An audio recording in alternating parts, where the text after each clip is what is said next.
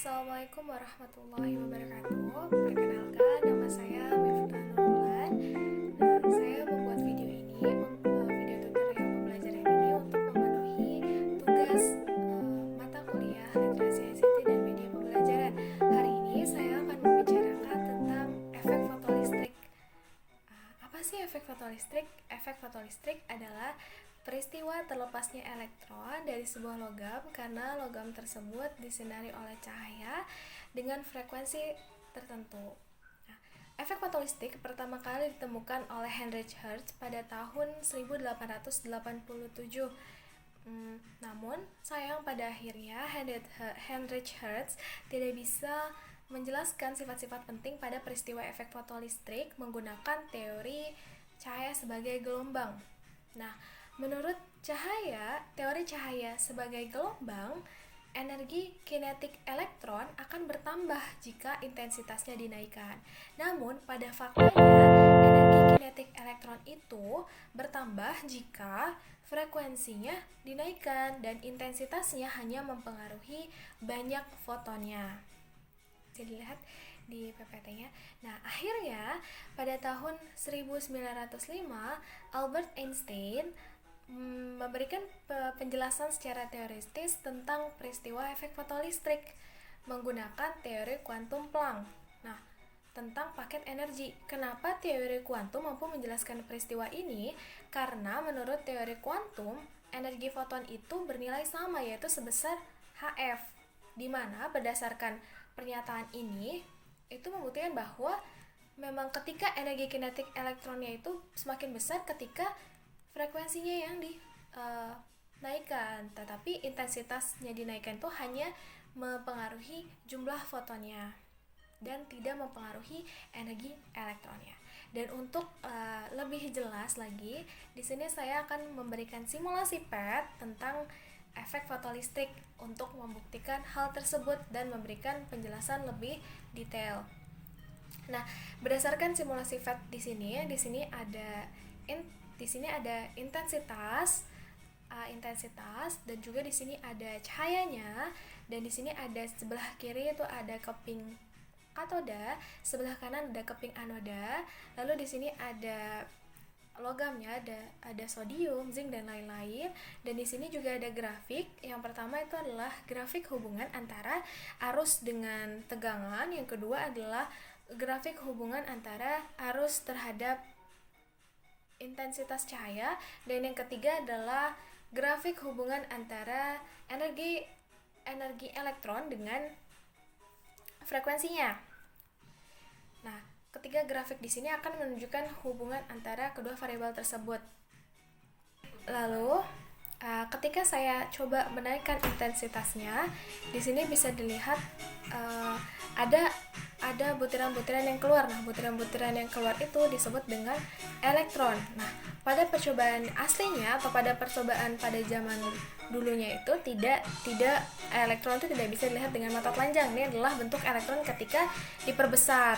Nah, ketika cahayanya ditembakkan ke keping logam, nah maka elektron akan menyerap energi yang diberikan oleh foton tersebut. Nah, cahaya di sini itu adalah dianggap sebagai partikel atau foton.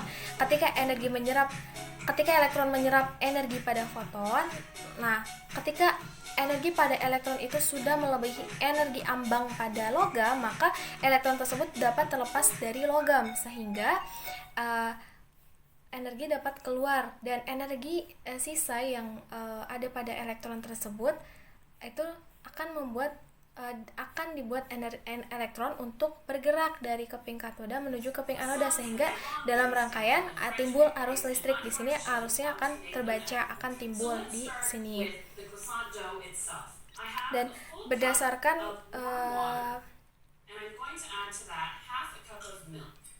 berdasarkan grafik bisa dilihat hubungan antara arus dengan tegangan. Ketika saya coba untuk mengubah tegangan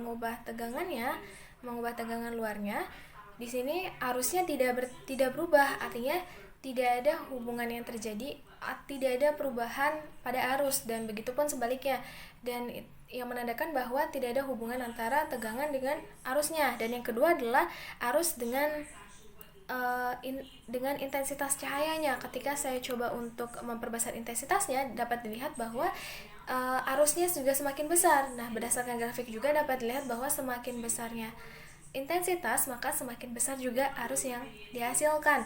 Nah, yang ketiga adalah hubungan antara energi elektron terhadap frekuensinya. Ketika saya coba untuk ubah-ubah panjang gelombang atau frekuensinya, saya coba ubah-ubah. Nah, di sini semakin kecil atau sebaliknya berarti semakin besar frekuensinya. Berarti di sini terlihat bahwa semakin besar frekuensinya, semakin besar juga energinya. Bisa dilihat dari simulasi juga, elektronnya bergerak lebih cepat. Nah, di sini dari grafik juga dapat disimpulkan bahwa semakin besar frekuensinya, maka semakin besar juga energi elektronnya. Nah, di sini saya akan mencoba untuk melawan arus. Nah, di sini saya akan mencoba untuk menggerakkan potensialnya ke arah kiri. Nah, pada saat mencoba, ada pada nilai potensial segitu akan menghasilkan arus yang 0. Kenapa ya? Dan juga elektronnya itu nggak bergerak menuju ke ping anoda, melainkan dia balik lagi. Nah, itu disebut dengan potensial penghenti atau stopping potensial yang membuat elektronnya itu tidak dapat bergerak lagi. Begitu. Nah, berdasarkan simulasinya, kita dapat membuat persamaan, itu energi foton sama dengan energi foton sama dengan fungsi kerja logam ditambah dengan energi kinetik elektron, yaitu energi foton yaitu Hf sama dengan WO itu adalah energi ambang logam ditambah dengan energi kinetik elektron, dan di mana energi kinetiknya itu sama dengan energi listriknya. Nah, energi kinetiknya setengah F kuadrat sama dengan energi listriknya itu EV potensial, dan W0 sama dengan HF0 HC per lambda, di mana F0 itu adalah frekuensi ambangnya dan lambda 0 itu adalah panjang gelombangnya. Nah, berdasarkan simulasi dapat kita simpulkan tiga hal. Yaitu antara lain tiga hal tersebut.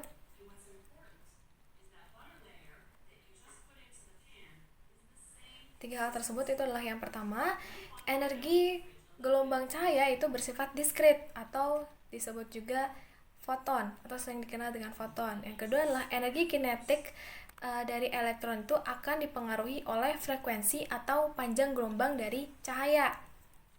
Dan yang ketiga, terakhir itu adalah intensitas tidak mempengaruhi besarnya energi, hanya akan mempengaruhi seberapa banyak elektron yang akan terlepas dari logam tersebut. Nah, itu cukup sekian dari sedikit penjelasan saya tentang efek fotolistrik.